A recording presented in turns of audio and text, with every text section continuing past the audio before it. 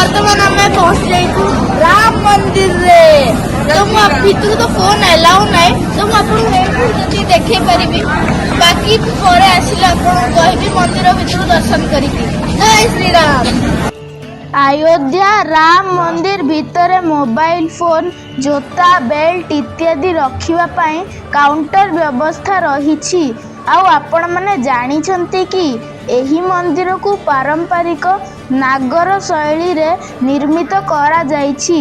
आउ एही मंदिर निर्माण करिबा पई बिल्कुल लुहा व्यवहार होई नाही।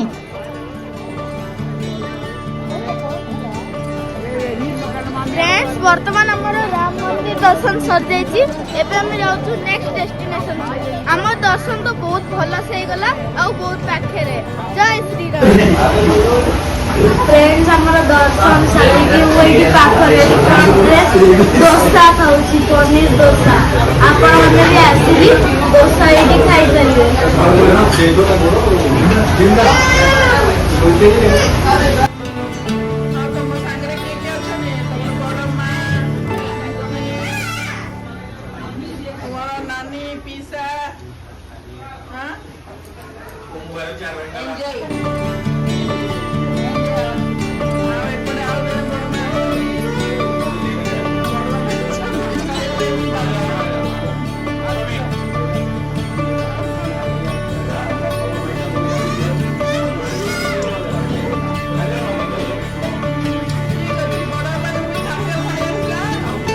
सेही होटेल रु खाई सारिबा परे आमे सबू आसिकी आमर नेक्स्ट डेस्टिनेशन राजा दशरथ महल रे पहुंची जाइथिलु।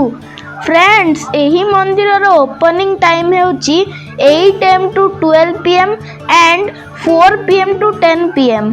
आउ फ्रेंड्स आपण माने जानिछंती कि एही मंदिर भीतर को गले आपण मानकु राम सीता लक्ष्मण भरत आउ शत्रुघ्नक मूर्ति तांक सिंहासन ऊपर बसी थिबार देखा जिबे। आउ फ्रेंड्स आपण माने जानिछंती कि एही महल राम मंदिर रु 900 मीटर दूर रे अवस्थित आउ हनुमान गढ़ी मंदिर रु केवल 210 मीटर दूर रे अवस्थित।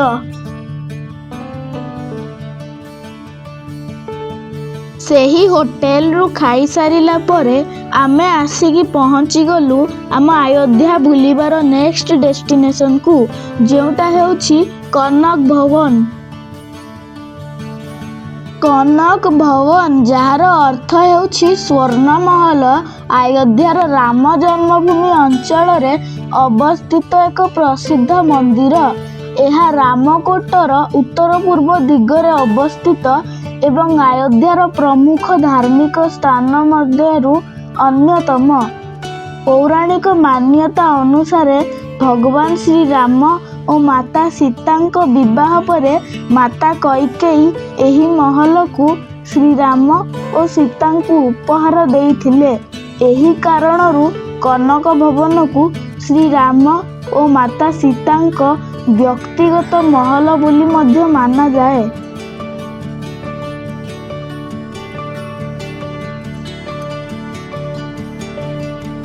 किंबदंती अनुसार समय क्रमे मूल कनक भवन क्षतिग्रस्त हो जिबा परे द्वापर जुगरे भगवान श्री कृष्ण निजे यार पुनः निर्माण करथिले।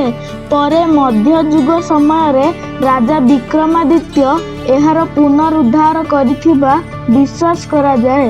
परवर्ती समय रे रानी वृषभभानु कुमारी मध्य कनक भवनर पुनरुद्धार करथिले।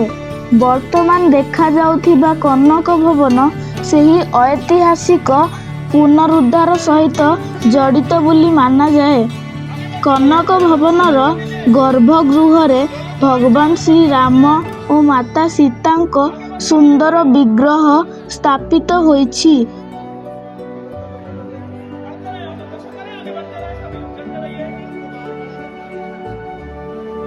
भक्त मानक पाई एही पवित्र स्थान श्री राम और सीतांक दिव्य प्रेम वैवाहिक जीवन एवं आशीर्वादर प्रतीक भावे परिगणित हुए।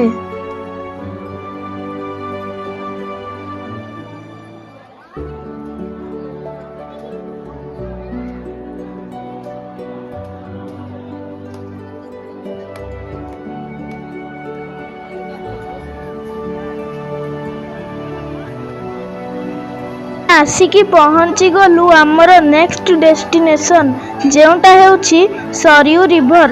ସେଠି ଏତେ ସାରା ଲୋକ ଗାଧୋଉଥିଲେ କିନ୍ତୁ ଆମର ଲେଟ୍ ହେଇଯାଇଥିଲା। ସେହିପାଇଁ ଆମେ ରେଲୱେ ଷ୍ଟେସନକୁ ପଳେଇଲୁ ସେଠି ନ ଗାଧେଇକି।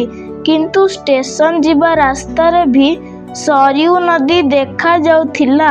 ସେହିପାଇଁ ଆମେ ଅଟୋରୁ ଓହ୍ଲେଇକି ପୁଣି ଯାଇକି ନଦୀକୁ ଦେଖିଲୁ ଓ ପଳେଇ ଆସିଲୁ।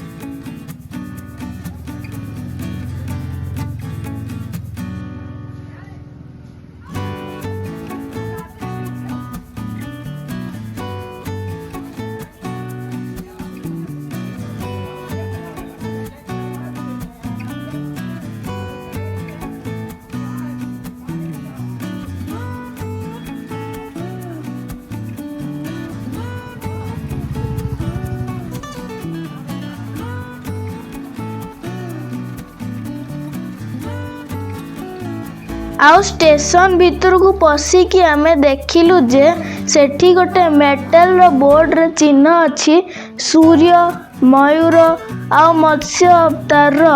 ମୁଁ ତ ଏଟା କ'ଣ ଜାଣିନାହିଁ।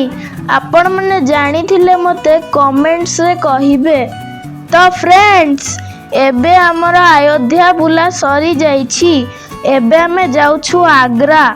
ତ ଦେଖା ହବ ଆଗ୍ରାରେ। ସେତେବେଳେ ଯାଏଁ ଜୟ ଶ୍ରୀରାମ।